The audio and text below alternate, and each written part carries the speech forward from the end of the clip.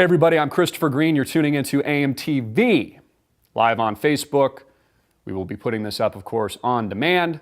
And what YouTube allows us, we'll try putting up whatever clips aren't banned once we air this broadcast. We have a fantastic show today. It is, of course, Thursday, September 8th, 2016. Now, I spent a lot of time last night trying to find the NBC, Howard Stern used to say that, town hall event with Hillary Rodham Clinton and Donald Trump. The weird thing about it was, because I was a little bit late to the party, I'm consuming so much information, I'm reading all these books, all this media, etc. I was a little bit late to the party. I was like 30 minutes late, and I couldn't even find this thing. I was like, where do I find a live stream of this major broadcast? So I was on the internet for like 25 minutes trying to find the live stream so I could go back to the very beginning and watch Hillary speak, and I literally couldn't find it. It didn't exist for a reason. They don't want the American people to watch the town hall event last night.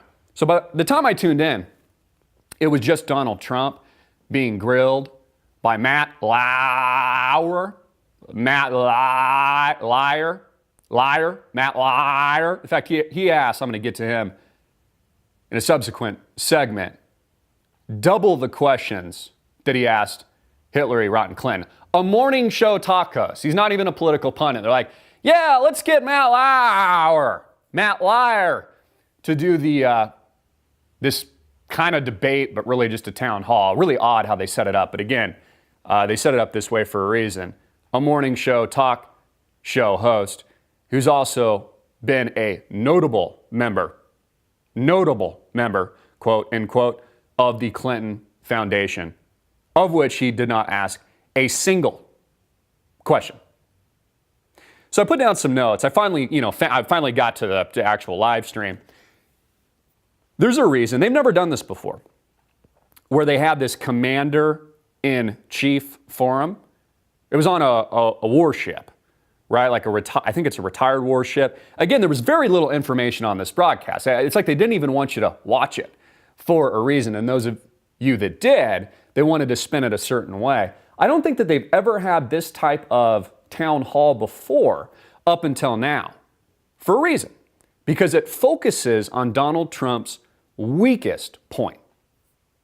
And that is Donald Trump doesn't have any real political experience. So the whole idea and concept of the mainstream media putting this together was really just to defeat Donald Trump and paint the picture that this guy has no real commander-in-chief and or political experience to back him up. Trump went as far to have some generals and, other commanders in the audience, but he himself and his political operatives, he knows that's his weakness. There's nothing wrong with that. It's one of the reasons the American public likes him. But it's one of the notable points that Hillary Rodham Clinton can point out and her campaign staffers and operatives can point out. So the whole staging of this commander-in-thief event was painted in favor of Hillary Rodham Clinton to start with. And I think that's a very, very important point. Again, this highlighted where Trump is weak. Now, we know this was staged. Even the bar at the bottom of the screen, I pay attention to all the details. Had commander-in-chief in the middle, and then it had on the right the blue, and on the left the red. Again, the two-party system, going to war, the illusion that makes up the one-party New World Order establishment, political corporatist system that is fascist, too big to fail criminal America today. But they paint the picture like, oh yeah, we've got a shot. The Republicans are duking it out with the Democrats, and the election isn't going to be rigged by the too big to fail criminal tech monopolies that make up companies like Google that are banning our shit because they don't like the truth at a very critical time when there's only 9 weeks or so up until the November election. They're just kind of shutting it down. Also, a very important date, if you're tuning in here on Facebook, pay attention to October 1st. The clock is ticking. That's when Barack Obama is set to give away the internet to the United Nations. New World Order control. Because as he said himself, we can't have the Wild West, so they're going to censor, and shut down everything, just like they do in formerly communist countries like China or North Korea or other totalitarian states. But hey, this is America, land of the free, First Amendment and the Second Amendment, right? I just can't wait until Hillary Clinton gets into office so she can go after the guns. Confiscation of the Second Amendment. You know, people need to understand how close we were to an active rebellion here in the United States over some stories that actually got some pretty good press, like the Bundy Ranch standoff or the standoff in Oregon. We were this close, a gnat's ass, to an open rebellion here in the United States. Imagine what happens when she comes after the guns. You will have a rebellion in this country. So when she gets in, people like me, and this is not a threat at all, I'm just commenting, are looking forward to the turn of events and looking forward to ceding control of the internet, our free speech platform, again, ruled by monopolies no one seems to give a shit about anymore, over to the United Nations, a third-party independent body that is a part of this New World Order establishment paradigm.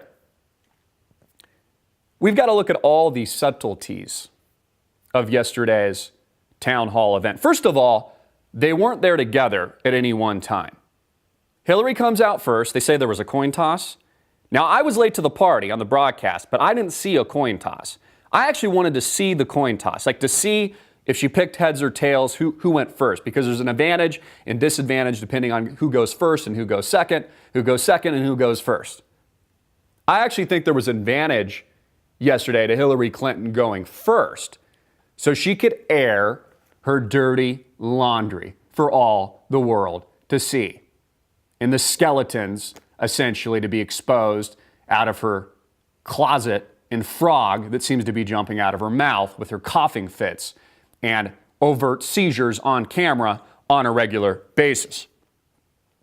She wears red, which again is commander-in-chief, shows strength. I mean, if Hillary Clinton's going to press the red button and bomb the shit out of the Middle East or perhaps light up a nuke, she wants to at least look powerful, right? So she was wearing red. Donald Trump, and again, these are cognitive, subtle cues, was also wearing a tie that had stripes of red for a reason. Again, they think about all these things. And she had an earpiece in her ear. It was tan, just kind of sticking out like a booger. Like a booger. You kind of wanted to pick it.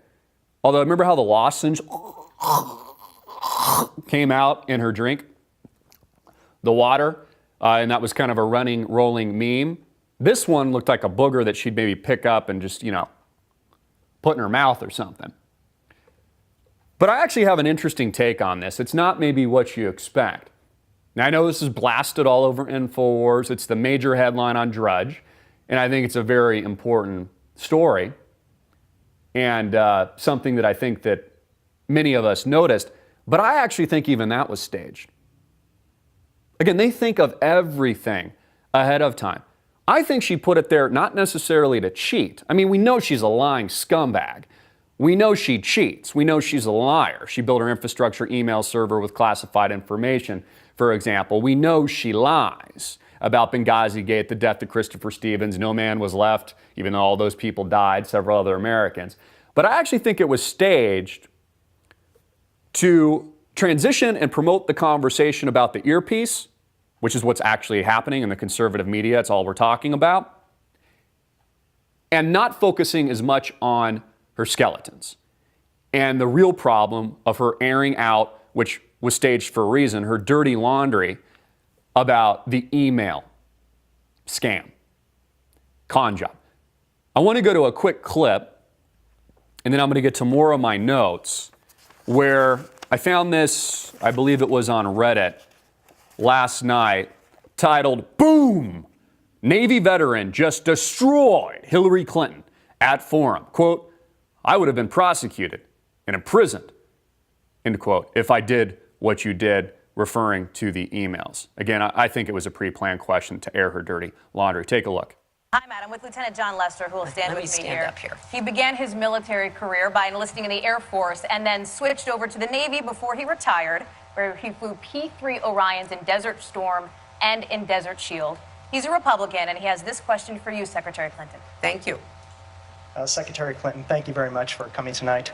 As a naval flight officer, I held a top secret sensitive compartmentalized information clearance, and that provided me access to materials and information highly sensitive to our warfighting capabilities.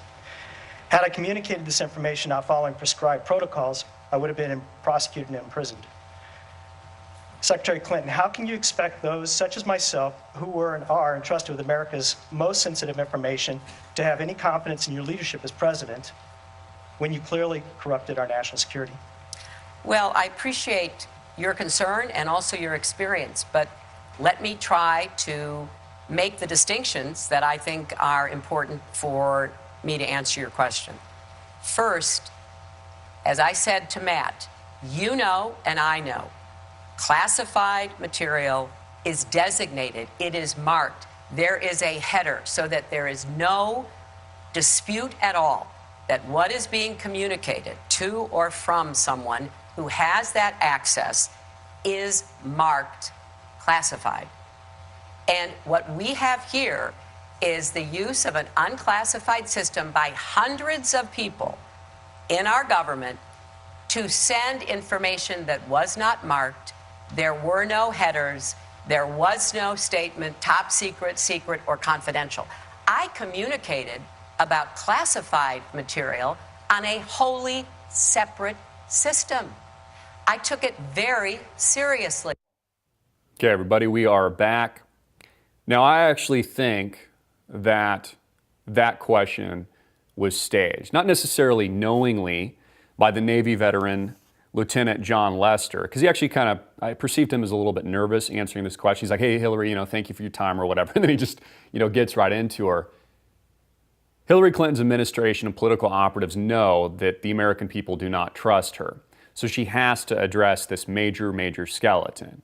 Again, a criminal act, a felony that would send her and pound me in the ass prison, that would put any of you, myself included, in jail, maybe for life.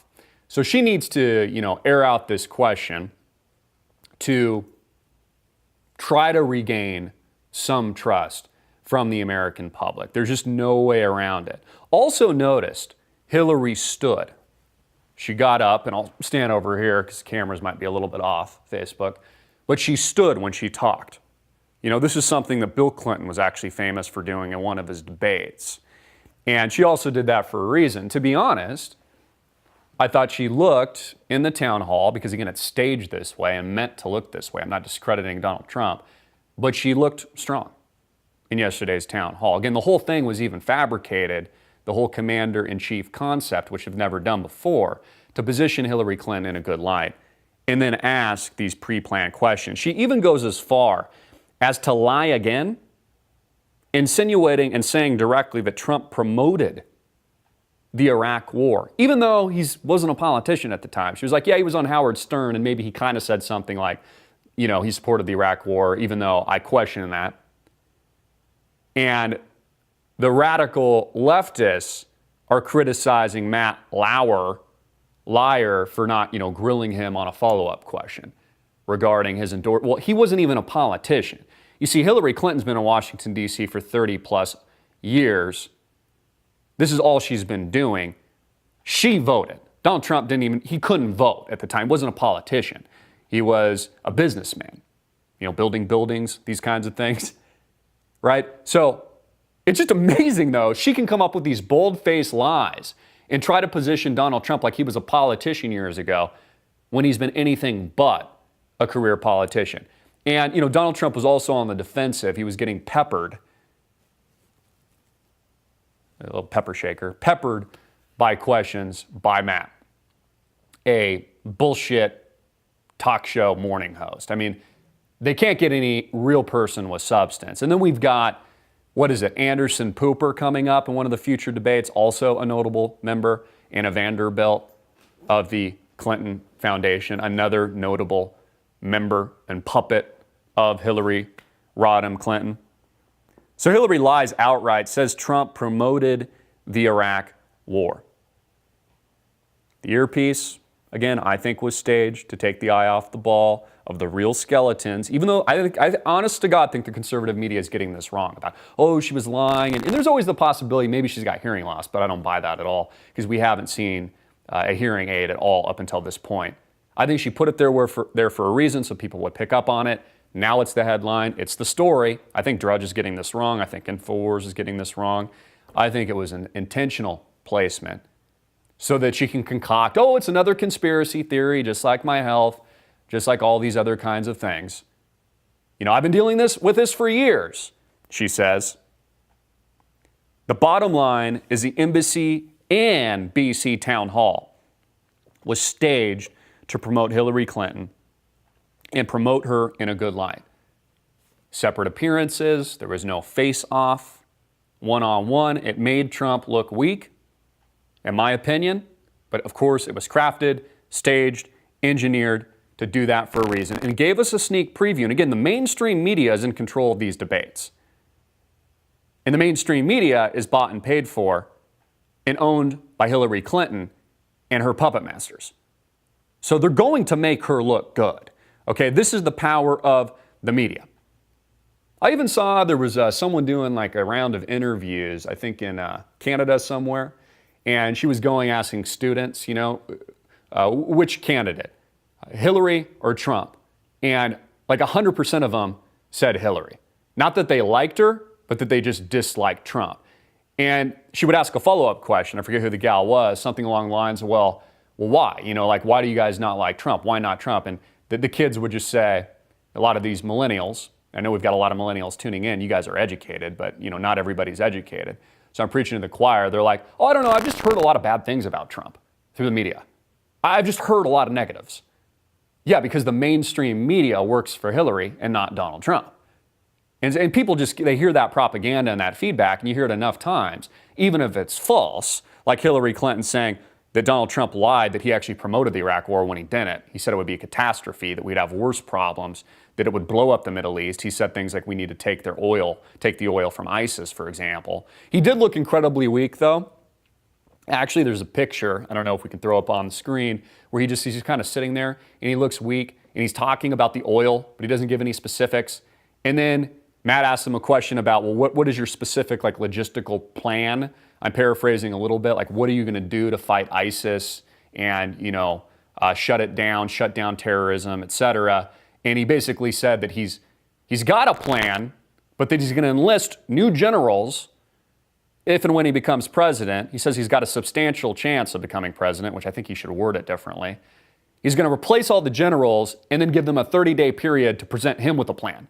And then Matt's like, well, what does that mean? You don't have a plan? No, he's like, no, I do have a plan, but he looked really weak here. But he doesn't want to telegraph it to, you know, potential enemies, people like Putin or, you know, enemies of the United States, enemy nations. He's not going to telegraph that to ISIS, you know, the Israeli Secret Intelligence Service created by, you know, intelligence operations here in the United States, you know, Western allies, etc., which may be true, but the way it was kind of asked and positioned made it look kind of phony and made it look weak. I mean, again, the town hall was engineered and structured to make Donald Trump look weak and allow Hillary Clinton to air her dirty laundry and her skeletons and address the pre-planned question, even though I think the guy asking it, you know, didn't necessarily know. He asked a legitimate question.